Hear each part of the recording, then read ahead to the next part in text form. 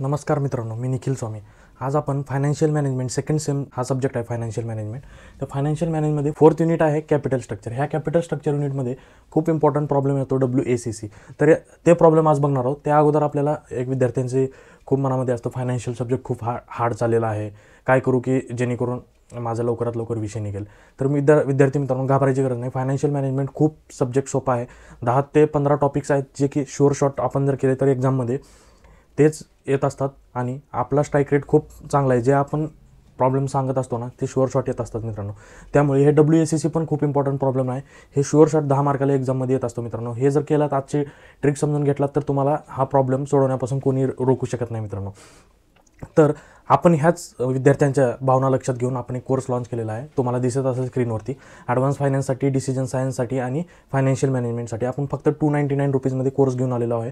एक crash course आहे ज्यामध्ये most important exam oriented topics आपण घेणार होतो आणि शुअर शॉट ते एक्झामला येऊ शकतात आणि वन शॉटमध्ये तुम्ही प्रिपेअर करू शकता आणि जास्तीत जास्त स्कोर करू शकता एक्झामिनेशनसाठी. त्याचप्रमाणे आपण WACC एक शुअर शॉट डेमो लेक्चर तुमच्यासाठी घेऊन आलेलं आहे. तर कशाप्रकारे असे आलेले problem WACC weighted average cost of capital चे प्रॉब्लेम कसे येतात आणि कशा प्रकारे सॉल्व्ह करायचं असतं मित्रांनो, ते आपण ह्या व्हिडिओमध्ये बघणार आहोत. तर चला तर बघूया आपण. तर तुम्हाला असा प्रॉब्लेम होतो एक्झाममध्ये की Mamta limited has following capital structure. असे कुठल्याही प्रकारे यामध्ये 3-4 टाईपचे प्रॉब्लेम्स आहेत, ते आपण स्टेप बाय स्टेप बघणारच आहोत. परंतु एक सिंपल प्रॉब्लेम आहे, कोर प्रॉब्लेम आहे. असंच टाईपचा प्रॉब्लेम येतात, फक्त व्हॅल्यू ॲडिशन असते त्यामध्ये. एखादं प्लस करा, एखादं मायनस करा, ते आपण नेक्स्ट सेशनमध्ये बघणार आहोत. तर बेसिक प्रॉब्लेम कसा असतो मित्रांनो, Mamta limited as following capital structure. तर त्यामध्ये तुम्हाला सोर्सेस ऑफ फंड आणि अमाऊंट दिलेली असते आणि त्यामध्ये काय म्हणतं तुम्हाला, you are required to calculate WACC that is weighted average cost of capital before tax आणि आफ्टर टॅक्स. आणि त्यासाठी दिलेलं असतं assume 50% as a tax rate. हे अशा प्रकारे तुम्हाला प्रॉब्लेम दिलेला असतं मित्रांनो. काही करायचं नाही, सिम्पल जशाच तसा हा टेबल आपल्या आन्सर शीटवरती उतरून घ्यायचा. त्यानंतर यामध्ये एक कॉलम ॲड करायचा मित्रांनो. कसं सॉल्व्ह करायचं आपण स्टेप बाय स्टेप बघणारच आहोत. तर यामध्ये एक कॉलम असा ॲड करून घ्यायचा. हे कॉलम 2 जशाच तसे आपल्याला दिलेले असतात. इक्विटी कॅपिटल दिलेलं आहे, 12% डिव्हिडंड भेटतं त्या इक्विटीवरती आपल्याला. देन प्रेफरन्स शेअर्स आहे, त्या प्रेफरन्स शेअर्सवरती पण आपल्याला डिव्हिडंड 10% भेटतो आणि आपण जे लोन घेतलेलं त्यावरती आपण 8% इंटरेस्ट देतो. तर अशा प्रकारे तुम्हाला दिलेलं असतं. त्याची अमाऊंट आहे इक्विटी कॅपिटलची, म्हणजे इक्विटी थ्रू तुम्ही 5 लाख घेतलेले आहेत, प्रेफरन्स शेअर्स थ्रू तुम्ही 2.5 लाख घेतलेले आहेत आणि लोन थ्रू 7.5 लाख रुपये घेतलेले आहेत. तर यामध्ये आपण सुरुवातीला लिहायचं प्रोपोर्शन कसं काढायचं, त्याला आपण वेटसुद्धा म्हणतो. कसं काढायचं, तर इथे एक कॉलम ॲड करून घ्यायचं, टोटल लिहून घ्यायचं. इथं टोटलमध्ये काय करायचं, याचे सुरुवातीला सगळ्यात पहिल्यांदा सॉल्व्ह करताना 5 लाख, हे 2.5 लाख, 7.5 लाख, 7.5 लाख मीन्स 15 लाख इथे लिहून घ्यायचं जशाच तसं. हे टोटल काढणं खूप गरजेचं आहे मित्रांनो. हे टोटल काढलं तरच तुम्हाला वेट येतं.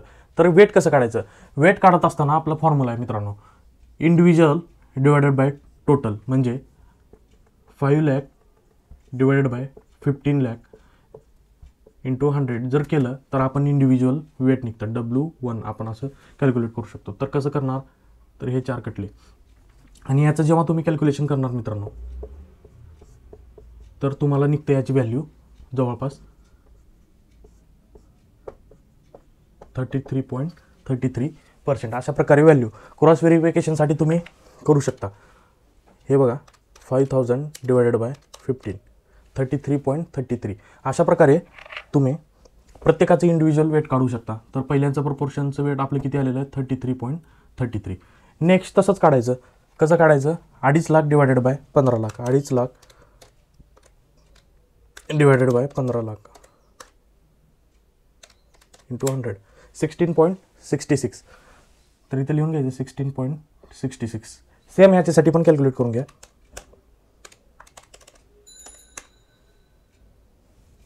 तर याचं येतं 50%. ठीक आहे, असं कॅल्क्युलेट करून घ्यायचं. इथं नोट, वर्किंग नोटमधून लिहू शकता तुम्ही, वर्किंग नोट. त्यामध्ये individual divided by total, individual divided by total, individual divided by total, प्रत्येकाचं आपलं प्रोपोर्शन निघतं. त्यानंतर मित्रांनो काय करायचं आपल्याला, हे मी पुसून घेतो मित्रांनो. तर यानंतर आपल्याला काय करायचं, इथे आणखी एक कॉलम ॲड करायचं. ते कॉलम काय असतं, आपल्याला काय म्हणलं होतं, बिफोर टॅक्स आणि आफ्टर टॅक्स. लिहून घ्यायचं जशाच तसं, बिफोर टॅक्स, आणखी एक काढायचं कॉलम आफ्टर टॅक्स. हे असं कॉलम. आता बिफोर टॅक्स आपल्याला दिलेलं असतं, हे जे डिव्हिडंड 12%, प्रेफरन्स शेअर 10% आणि लोन 8% हे दिलेलं आहे, म्हणजे आपलं बिफोर टॅक्स दिलेलं आहे मित्रांनो. जशाच तसं हे लिहून घ्यायचं इथं बिफोर टॅक्समध्ये. कधीही प्रॉब्लेम दिला असेल तर शुअर शॉर्ट हे प्रोपोर्शन काढून घ्यायचा, sources of fund, amount, proportion, before tax, after tax. Before tax काढा म्हणलं तरच काढायचं, आफ्टर टॅक्स काढा म्हणलं तरच काढायचं, जर दोन्ही काढा म्हणलं तर दोन्ही काढायचं. तर अशा प्रकारे आपल्याला ह्या पर्टिक्युलर प्रॉब्लेममध्ये दोन्ही काढायला सांगितलं, त्यामुळे बिफोर टॅक्स, आफ्टर टॅक्स आपण काढलो. बिफोर टॅक्स म्हणजे आपल्याला जे व्हॅल्यू दिलेले असते सोर्सेस ऑफ फंडमध्ये तेच आपले बिफोर टॅक्सची व्हॅल्यू असते, म्हणजे हे असे 12%, हे आहे 10% आणि 8%. हे अशा प्रकारे आपण हे काढू शकतो. आणि आफ्टर टॅक्समध्ये आपल्याला कॅपिटल सेमच बसणार आहे. डिव्हिडंड आपण 12%च देणार आहोत, प्रेफरन्स शेअर्सवरती पण 10% देणार आहोत. परंतु आपल्या लोनसाठी एक फॉर्म्युला आहे मित्रांनो. आफ्टर टॅक्स काढण्यासाठी, लोन आफ्टर टॅक्स काढण्यासाठी फॉर्म्युला आहे इंटरेस्ट 1 मायनस टॅक्स रेट. हा फॉर्म्युला आहे आपला. तर इंटरेस्ट किती आहे आपला मित्रांनो 8% आणि टॅक्स रेट किती सांगितलं होतं 50% ॲज्युम करा म्हणलं होतं, 50% टॅक्स. ठीक आहे, इथं आपण 50%.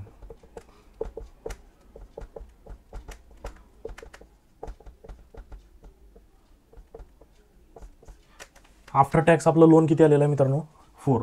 जशाच तसं इथं लिहून घ्यायचं. ह्या फॉर्म्युल्या थ्रू काढायचं. आपल्याला जर लोन दिलेलं असेल मित्रांनो तर शुअर शॉर्ट लक्षात ठेवा की लोन जेव्हा जेव्हा दिलेलं असतं आपल्याला हे फॉर्म्युला वापरायचं असतं. लोन आफ्टर टॅक्समध्ये interest in bracket 1 minus tax rate. तर अशा प्रकारे तुमचं लोन आफ्टर टॅक्स निघतं मित्रांनो. ते कॅल्क्युलेट केल्यानंतर शेवटचे 2 कॉलम आणखी ॲड करायचे मित्रांनो. आपण शेवटी एक वेळेस रिवाईज करणारच आहोत. शुअर शॉर्ट बघूया.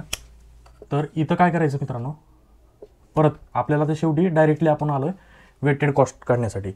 तर WACC before tax, WACC after tax असं काढून घ्यायचं मित्रांनो शुअर शॉर्ट. तर ह्यामध्ये इथं लिहू शकता तुम्ही कम्प्युटेशन ऑफ WACC. अशा प्रकारे ह्या प्रॉब्लेम टेबलला तुम्ही वरती नाव देऊ शकता, कम्प्युटेशन ऑफ WACC. तर आता शुअर शॉर्ट काय करायचं, फक्त आणि फक्त WACC काढत असताना proportion before tax, proportion after tax याचं मल्टिप्लिकेशन करायचं. प्रोपोर्शन बिफोर टॅक्स इथं लिहायचं, प्रोपोर्शन आफ्टर टॅक्स इथं लिहायचं, प्रोपोर्शन बिफोर टॅक्स इथं लिहायचं, प्रोपोर्शन आफ्टर टॅक्स इथं लिहायचं. अशा प्रकारे आपल्याला कॅल्क्युलेशन करायचं. तर शुअर शॉर्ट आपण कॅल्क्युलेशन करूया.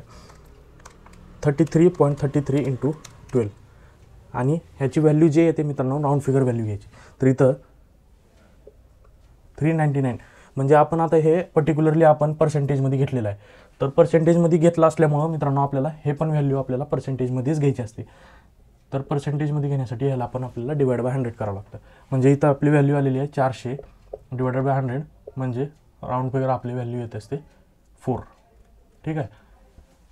सुरुवातीला आपण इथं कॅल्क्युलेट केल्यानंतर इंटू 100 केलं होतं, मग इथं डिवाइड बाय 100 करावं लागतं आपल्याला. नाहीतर इथं सुरुवातीला 100 मल्टिप्लिकेशन करायचं नाही मित्रांनो, तुमची व्हॅल्यू जशाच तसं 4 येते. ह्याचं पण सेम 16.6 × 10 दॅट विल बी 1.66 आणि ह्याचं आपल्याला 50 × 8 दॅट विल बी 4. तर अशा प्रकारे ह्याचं पण जशाच तसं 33.33 × 12 4 येणार आहे आपलं. ह्याचं पण जशाच तसं 1.66 येणार आहे. आणि नंतर तर सिमिलरली याचं 50 × 4 दॅट विल बी 2. तर ह्याची ॲडिशन करून घ्यायची मित्रांनो. ॲडिशन करून घ्यायला की जशाच तसं 4 4 8 8 + 1 9.66 4 6 7.66 झालेलं आहे मित्रांनो आपलं प्रॉब्लेम शुअर शॉर्ट. इथं लिहायचं therefore WACC weighted average cost of capital full फॉर्ममध्ये लिहू शकता मित्रांनो तुम्ही. लिहायचं बिफोर टॅक्स इज 9.66%. आपल्याला दोन्ही काढायला सांगितलं होतं. WACC after tax that will बी 7.66%. ह्या अशा प्रकारे शुअर शॉर्ट प्रॉब्लेम आहे मित्रांनो. सुरुवातीला आपल्याला काय करायचं, प्रॉब्लेम दिलेला असतो त्यामध्ये आपल्याला खाली दिलं असतं weighted average cost of capital काढा. त्यामध्ये आपल्याला टॅक्स रेट पण दिलेलं असतं 50%. दिलं असेल तर घ्यायचं, नाही दिलं असेल तर जशाच तसं ठेवायचं. तर मग त्यानंतर काय करायचं, शुअर शॉर्ट पहिल्या सुरू आपलं सोर्सेस ऑफ फंड लिहायचं, अमाऊंट जे लिहायचं, अमाऊंटवरनं प्रोपोर्शन काढायचं. प्रोपोर्शन कसं काढणार, individual amount by total amount. 5 lakh divided by 15 lakh म्हणजे 33%. 2.5 lakh divided by 15 lakh that will B 16.66% and 7.5 lakh divided by 15 lakh that will be the 50% amount. त्यानंतर बिफोर टॅक्स आपल्याला दिलेला आहे, तर डिव्हिडंड 12% दिलेला आहे, जशाच तसं लिहायचं. प्रेफरन्स शेअर 10% दिलेला आहे, बिफोर टॅक्समध्ये असतं हे. आणि लोन 8% दिलेला आहे. आपल्याला सुरुवातीला ह्या कॉलममध्ये दिलेलं असतं, जशाच तसं तिथं पुट करून घ्यायचं व्हॅल्यू. आफ्टर टॅक्समध्ये पण जशाच तसं preference share equity capital change होत नाही आपलं, प्रेफरन्स शेअर पण चेंज होत नाही, फक्त लोन अमाऊंट जे आहे ना आपली चेंज होती. त्यासाठी पण फॉर्म्युला आहे आपलं मित्रांनो. काय फॉर्म्युला आहे लोनसाठी? Interest 1 - tax rate after tax loan. हे फॉर्म्युला लक्षात ठेवा. हे फॉर्म्युल्यावरनं तुमचं लोन अमाऊंट जर दिलेली असेल आफ्टर टॅक्समध्ये, तर अशाच प्रकारे लोन तुमचं आफ्टर टॅक्स लोन ह्या फॉर्म्युल्या थ्रूच काढावं लागतं. त्यानंतर आपलं वेट इंटू बिफोर टॅक्स काढायचं. That will be weighted average cost of capital निघतं आपलं. त्यानंतर वेट इंटू आफ्टर टॅक्स जर काढलो, weighted average cost of capital after tax निघतं. सेम आपलं proportion 16.66 into 10, that will be the 1.66. 16.66 into 10, that will be 1.66. 50 into 8, that will be 4. 50 into 4, that will be 2. अशा प्रकारे याची कॅल्क्युलेशन करायचं, addition करून घ्यायची, याची ॲडिशन करून घ्यायची. हे जे आलेलं आहे आपलं, that will be weighted average cost of capital before tax, जे आपल्याला कॅल्क्युलेट करायला सांगितलेलं आहे. आणि नंतर weighted average cost of capital after tax. हे अशा प्रकारे एक्झाममध्ये लिहून यायचं प्रॉब्लेम सिस्टमॅटिक वेने. किती कॉलम काढायचे आपल्याला? आफ्टर टॅक्स बिफोर टॅक्स दिला असेल तर शुअर शॉर्ट हेच कॉलम येतात. 2, 3, 4, 5, 6, 7. ह्या अशा प्रकारे 7 कॉलम लक्षात ठेवलं तरी तुम्ही चालतं. आणि जर आपल्याला बिफोर टॅक्स दिलेला असेल फक्त, तर हे कॉलम कट होणार, हे 2 राहणार फक्त. Before tax. आफ्टर टॅक्स दिलेला असेल फक्त, तर आफ्टर टॅक्स. अशा प्रकारे हे 5 आणि 7 कॉलममध्ये हे प्रॉब्लेम सॉल्व्ह होत असतं मित्रांनो. सोप्या पद्धतीनं सॉल्व्ह केलेलं आहे आपण. नेक्स्ट याचे वेगवेगळे ह्याच्यामध्ये 1-2 टाईपचे प्रॉब्लेम्स आहेत. कुठलं व्हॅल्यू ॲडिशन झालं, चेंज झालं, तर कसं कॅल्क्युलेट करायचं ते आपण नेक्स्ट ह्याच्यात बघणार आहोत. तर विद्यार्थी मित्रांनो, अशा सिस्टमॅटिक वे, पर्सनलाइज वेने आपल्याला जर FM शिकायचं असेल, ॲडव्हान्स FM शिकायचं असेल आणि DS शिकायचं असेल, तर मित्रांनो आजच जाऊन रजिस्टर करा लिंकवरती. क्लासेससाठी खूप अफोर्डेबल रेटमध्ये बनवलेलं आहे आणि यासाठी खूप मेहनत लागते मित्रांनो.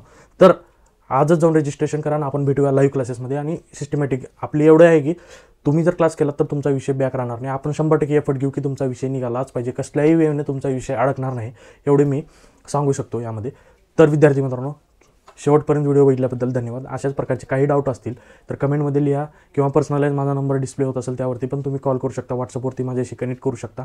अशा प्रकारे आपण भेटून जाऊ, एक फ्रेंडली एन्व्हायरमेंट आपलं क्रिएट करू आणि त्यामुळे आपण एक लर्निंग इकोसिस्टम क्रिएट करणार आहोत मित्रांनो. धन्यवाद.